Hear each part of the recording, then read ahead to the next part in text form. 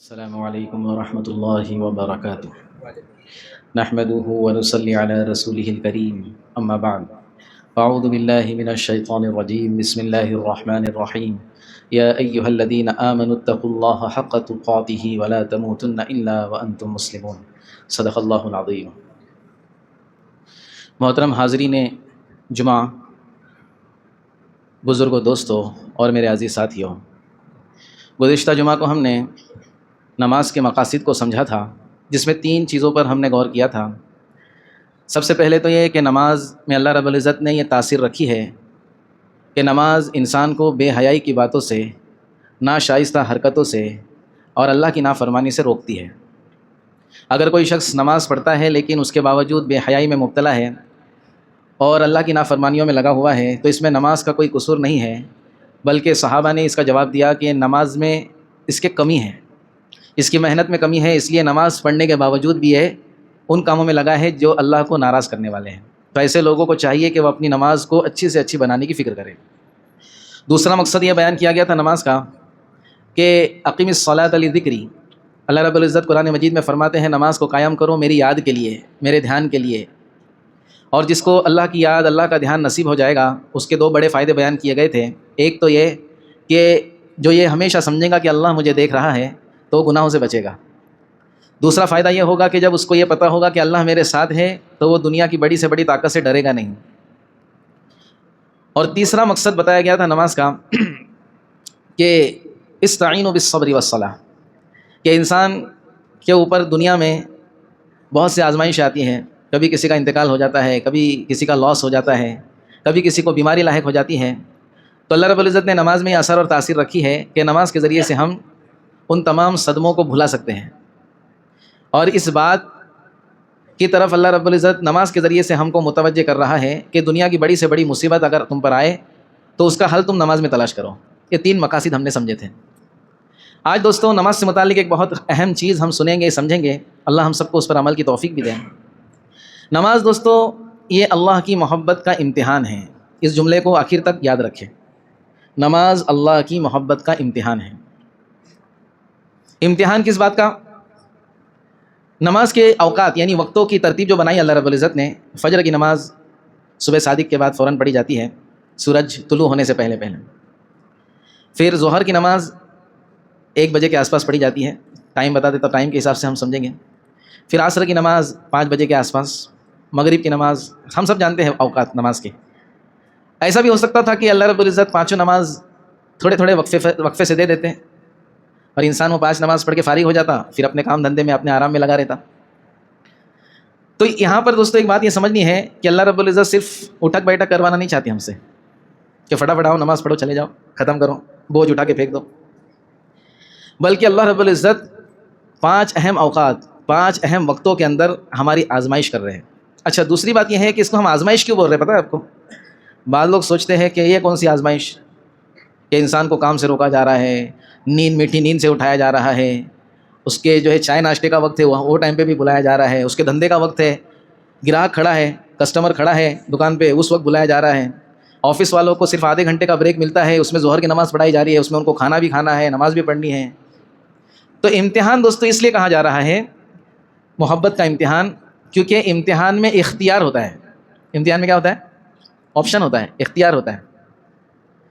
امتحان جب ہم دے رہے ہیں کسی چیز کا تو ہم کو آ کر کوئی ٹوکے گا نہیں، بھائی غلط لکھ رہا ہے تو، ابے تو غلط لکھ یا صحیح لکھ، یہ تو رزلٹ میں سمجھ میں آئے گا۔ تو ہم کو اللہ رب العزت نے اختیار دیا ہے، چاہے تم فجر کی نماز کے وقت سوتے رہو، اور ایک جملہ فجر کی اذان میں ایڈ بھی کیا گیا، الصلاۃ خیر من النوم، تم جس نیند کو بہتر سمجھ رہے ہو یہ تمہارا دھوکہ ہے، الصلاۃ خیر من النوم، نیند سے بہتر نماز ہے۔ اتنا بول کے مؤذن خاموش ہو جاتا ہے۔ اگر ایسا ہوتا کہ مؤذن یہ کہتا کہ نیند سے بہتر نماز ہے اور اس کے باوجود کوئی اٹھتا نہیں اور فرشتے ڈنڈے لے کے آ جاتے اور خوب پیٹتے نماز نہ پڑھنے والے کو، تو اس میں کوئی امتحان تھا؟ سمجھ میں آتا تھا کہ کون ڈنڈے کے ڈر سے آ رہا ہے اور کون اللہ کی محبت میں آ رہا ہے؟ تو دوستو امتحان اسی بات کا ہے کہ نیند کو قربان کیا جائے، آدھا گھنٹے کا بریک مل رہا ہے، اس میں کھانا بھی کھائے، نماز بھی پڑھیں۔ ہاں، اسی طرح ہر نماز کے اوقات کو لے لو آپ، پورا کسٹمر سے جو ہے دکان بھری ہوئی ہے، اب اللہ کی منادی کی آواز آ رہی ہے، اللہ اکبر اللہ اکبر، یہ زبان سے کہہ رہا ہے اللہ اکبر اللہ اکبر، اللہ سب سے بڑا ہے، یہ زبان سے کہہ رہا ہے کہ نماز کی طرف آؤ، کامیابی کی طرف آؤ، اب اس میں امتحان اس کا شروع ہو گیا کہ یہ اللہ کو بڑا سمجھ رہا ہے یا دکان کو بڑا سمجھ رہا ہے. جو دکان چھوڑ کر نماز کو آئے گا وہ سمجھ رہا ہے کہ اللہ بڑا ہے، اس کی زبان سے اس کا دل جو ہے نا یہ کیا کر رہا ہے، میچ کر رہا ہے.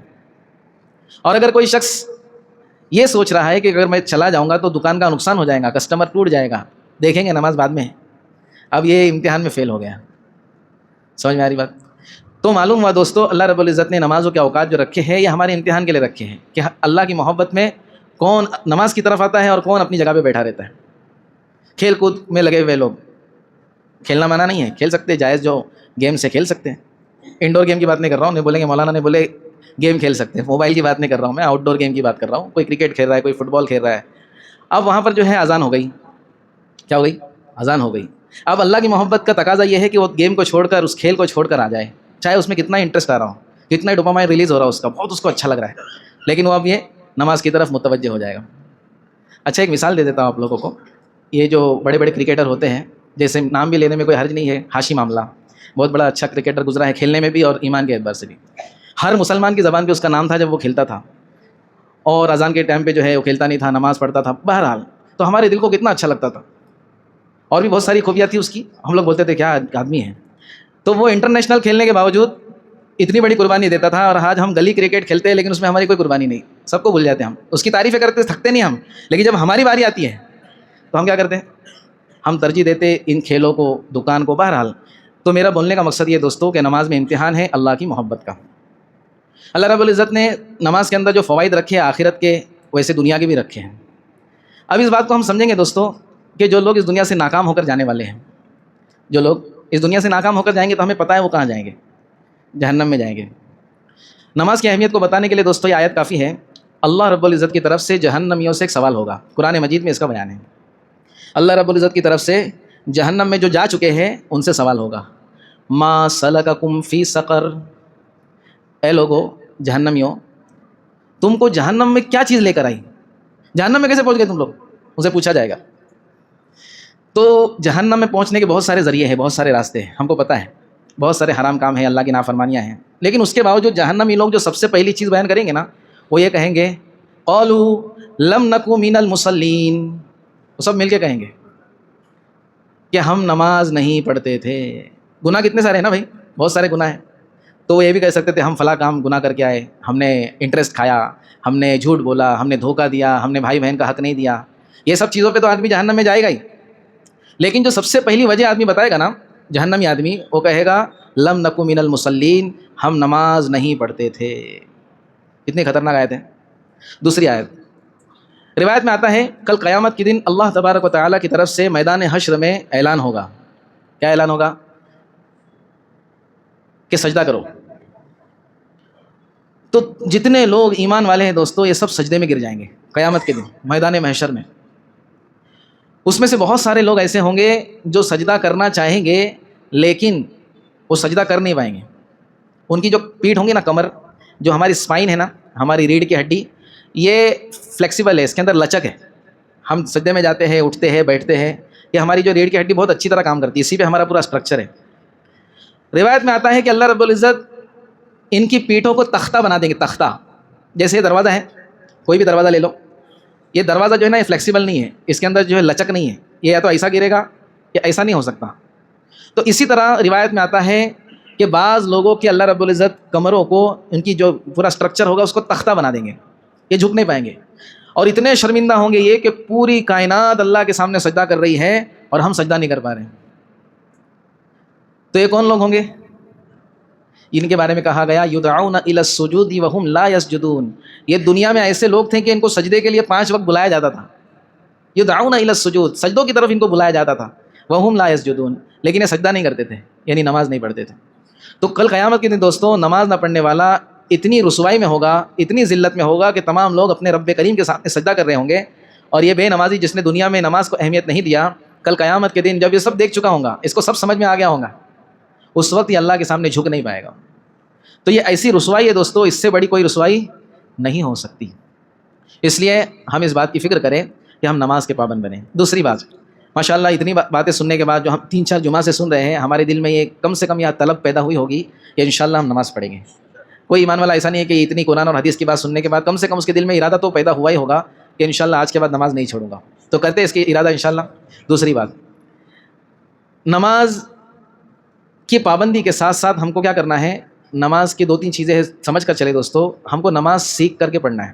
جیسے شروع میں بات آئی کہ بعض لوگ نماز کے پابند ہوتے ہیں، اس کے باوجود گناہوں سے نہیں بچ پاتے، تو اس میں نماز کا کوئی قصور نہیں ہے، بلکہ جیسے مثال دوں میں آپ کو، ایک آدمی ڈائبٹیز کا مریض ہے اور اس نے اسپیشلسٹ جو ڈائبٹیز کا بہت بڑا ڈاکٹر ہے، جانا مانا ہے، اس سے دوائی لی، اور ڈاکٹر نے جو اس کو دوائی دی اور کافی مہنگی دوائیاں، اور ان دوائیوں کے بارے میں یہ ہے کہ یہ دوائی کھانے کے بعد انسان کی ڈائبٹیز نارمل ہوتی ہے، لیکن ایک انسان نے وہ تمام چیزیں لیا لیکن وہ اس کی ڈائبٹیز کنٹرول میں نہیں آ رہی ہے۔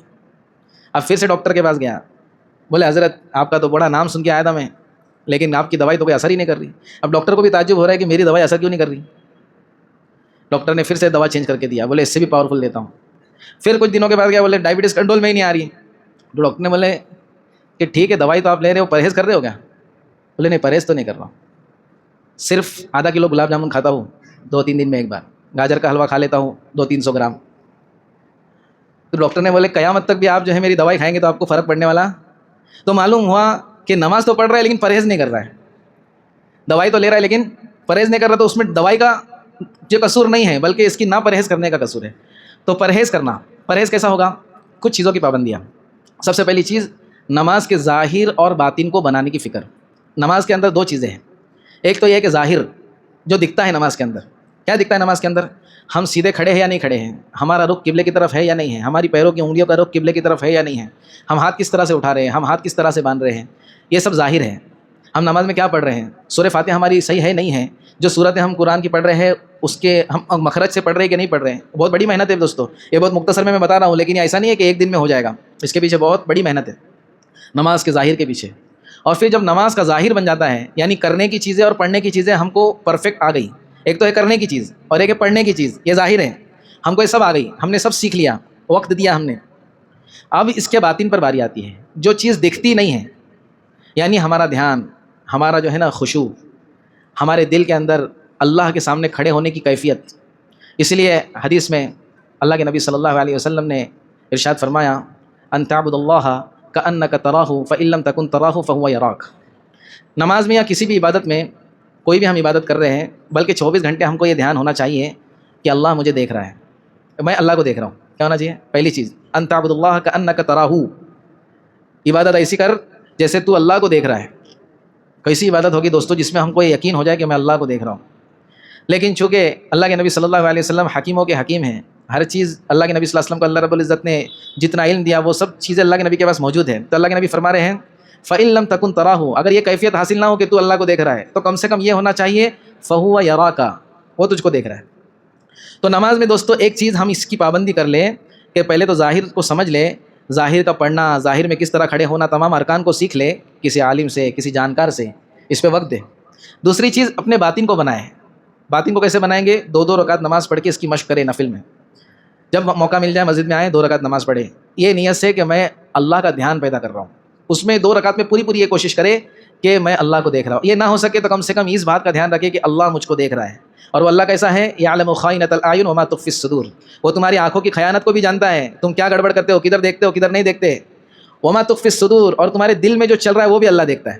تم کھڑے تو نماز میں ہو، اگر تم کہیں اور پہنچ گئے ہو وہ بھی اللہ کو معلوم ہے۔ یہ یقین کر کے دوستو 2 رکعت نماز پڑھ کے ہم اس بات کی فکر کریں، ہم دھیان جمانے کی کوشش کریں کہ اللہ مجھ کو دیکھ رہا ہے۔